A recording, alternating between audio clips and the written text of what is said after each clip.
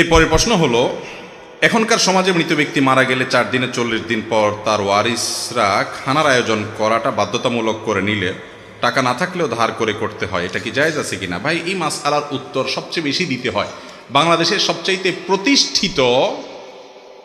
প্রতিষ্ঠিত বিদআতগুলোর ভিতরে একটা হলো এটা, যে কোনো মানুষ মারা গেলে, যে ব্যক্তি মারা গেল তার ওয়ারিসরা, তার ছেলে মেয়েরা, আত্মীয় স্বজনরা এলাকাবাসীকে 3 দিন, 7 দিন, 40 দিন বিভিন্ন দিন ফিক্স করে ওই টাইমটাতে মানুষ খাওয়ানোটাকে মৃত ব্যক্তির জন্য জীবিতদের পক্ষ থেকে শরীয়ত সিদ্ধ করণীয় মনে করে, আবশ্যক মনে করে, হাওলাত করে করতেই হয়। যদি না খাওয়ায় এলাকার লোকজন বলে, কি ছেলে মেয়ে রেখে গেল, একটু হাতও দোয়াইল না কারণ।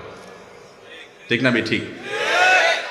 ভাই, আপনার হাত কি আল্লাহ তাআলা প্যারালাইজড করছেন নাকি আরেকজন দোয়া দিতে হবে? কেমন কথা এটা? আপনার হাত আপনি দেবেন, আরেকজন হাত দোয়াবে কেন? তার মানে খাওয়াইলো না, তাই না?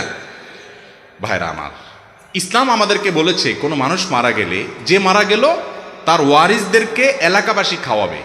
তার ওয়ারিসদেরকে কারা খাওয়াবে? এলাকাবাসী খাওয়াবে। এটাই সুন্নত, নবী সাল্লাল্লাহু আলাইহি ওয়াসাল্লাম নির্দেশ করেছেন। আর আমরা কি করি? আমরা খাওয়াই। কেউ মারা গেলে তাদের মন খারাপ থাকে, রান্না বাড়া করার মতো মানসিকতা থাকে না, একটু খাবার টাবার পাঠাই। কিন্তু 2 দিন 4 দিন 2-4 বেলা হয়তো একটা ফ্যামিলি 2-5 জন 7 জন মেম্বারকে আমরা খাওয়াই। এরপরে ওই যে 40 দিনের দিন সুদে আসলে পুরোটা উঠায়নি। ঠিক না বে ঠিক? ভাই, মানুষ মানুষকে কখন খাওয়ায় জানেন? কখন খাওয়ায়? খুশির সময়। বিয়ে করছে, নতুন বউ ঘরে আসছে, খুশির চোটে অলিমা খাওয়ায়। বাচ্চা হয়েছে, নতুন সন্তান আসছে, খুশির চোটে আকিকা খাওয়ায়। ছেলে পাস করছে, ভালো রেজাল্ট করছে, খুশির চোটে মিষ্টি খাওয়ায়, তাই না? যত খাওয়া খাওয়ির ব্যাপার স্যাপার আছে, এগুলা কখন খাওয়ায় মানুষ? খুশি হলে। আপনার বাপ মারা গেছে, মা মারা গেছে, আপনি চিন্তা করতেছেন, যাক জমির ভাগ পাওয়া গেল, বিপদ সরছে, এবার আমি এলাকাবাসীতে খুশির চোটে খাওয়াই। ব্যাপারটা কি এরকম? তাহলে আমি একটা কথা সব জায়গায় বলি, আপনাদেরকেও বলছি, যুবকরা বিশেষ করে, আমরা এখন সবার হাতে হাতে নেট আছে। শ্রাদ্ধ লেখে গুগলে সার্চ দিবেন, শ্রাদ্ধ, তালিব বেসর রফালা আকার দর পরে বড় ধ, শ্রাদ্ধ। এরপরে আপনি গুগলে যে রেজাল্ট আসবে, অনলাইনে যে নেটে আপনাকে যে রেজাল্ট দিবে, সেই রেজাল্টটা আপনি একটু পড়বেন। অনেকগুলো আর্টিকেল দেখতে পাবেন, অথেন্টিক অনেকগুলো সোর্সে। শ্রাদ্ধ বলা হয় আমাদের সমাজের হিন্দু ভাই বোনরা, তাদের কোনো মানুষ মারা গেলে তারা মনে করেন যে ওই ব্যক্তির তরফ থেকে এলাকাবাসী আত্মীয় স্বজনরা যদি না খাওয়ানো হয়, ওই লোকরে স্বর্গে শুধু স্বর্ণদানা দেয় এবং খানা দেয় না, এরকম একটা বিশ্বাস তাদের আছে। সেখান থেকে তারা শ্রাদ্ধ করে। ওই শ্রাদ্ধটারই একটা রূপ হলো আজ আমাদের মধ্যে আসছে, সেটা হলো মুর্দার খাওয়ানি। কথা কি বুঝাতে পারছি? এখানে ওলামা একরাম আছেন, ওলামাজার মাদ্রাসার হজরাত আছেন, ভুল হলে ওনারা আমাকে সংশোধন করবেন। কোনো মানুষ মারা যাওয়ার পরে তার ওয়ারিসরা এলাকাবাসীকে খাওয়াইতে হবে, দিনক্ষণ ঠিক করে বা ঠিক করা ছাড়া খাওয়াইতে হবে। মুর্দার জন্য জীবিতদের পক্ষ থেকে এরকম কোন করণীয় কথা কোরআন এবং হাদিসে কোথাও বলা হয় নাই। অথচ বাংলাদেশে এই কাজটা না করে উপায় নাই, কারণ ওই যে বলবে যে কেউ হাত ধোয় নাই।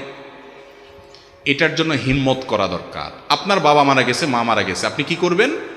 গরিবের বাসায় খাবার পৌঁছে দেন, কোনো দিনক্ষণ ছাড়া চাউল কিনে দেন, বাজার করে দেন, অথবা এমনি টাকা পয়সা দেন। কোনো স্থায়ী কাজ করেন, একজনকে একটা টিউবওয়েল কিনে দেন, একজনকে একটা সেলাই মেশিন কিনে দেন, একটা রাস্তা একটু ঠিক করে দেন, একজন গরিবকে কিছু নগদ টাকা দেন, একটা মাদ্রাসায় কিছু টাকা দান করেন, ইয়েতিমখানায় কিছু টাকা দেন, একটা মসজিদের কিছু করে দেন। আপনার ওই বাবার পক্ষ থেকে, মার তরফ থেকে তিনি সব পাবেন। কিন্তু আপনি ভিন্ন ধর্মের মানুষের ধর্মীয় সংস্কৃতিকে একজন মুসলমান হিসাবে গ্রহণ করতে পারেন না। শরীয়ত যেখানে যে ব্যক্তি মারা গেছে তার ওয়ারিসদেরকে খাওয়াইতে বলছে, সেখানে তাদের কাছ থেকে এলাকাবাসী খাওয়া এটা জায়েজ নাই। নাম দেয় গরিব খাওয়ানি, গরিব খাওয়ানি। আসলে কিসের গরিব খাওয়ানি? খাওয়ার সময় বলে, এই গরিবরা একটু দূরে থাকো, চেয়ারম্যান সব খেয়ে নেক, তারপরে বা তোমরা আস। এটা কি গরিব খাওয়ানি হলো? এটা গরিবের নামে বড়লোক খাওয়ানি হইল। এটা কখনো ইসলাম আমাদেরকে নির্দেশ করে না। এটার বিরুদ্ধে আমাদেরকে সমাজে মানুষের মধ্যে সচেতনতা তৈরি করতে হবে, যে কোনো মানুষ মারা গেল, বেচারারা পেরেশান, কয়দিন যাইতে না যাইতে এলাকায় মানুষ খাইতেছে, মনে হচ্ছে বিয়ে হইতেছে সেখানে। এই কালচারের বিরুদ্ধে আমরা কাজ করবো তো ইনশাআল্লাহ।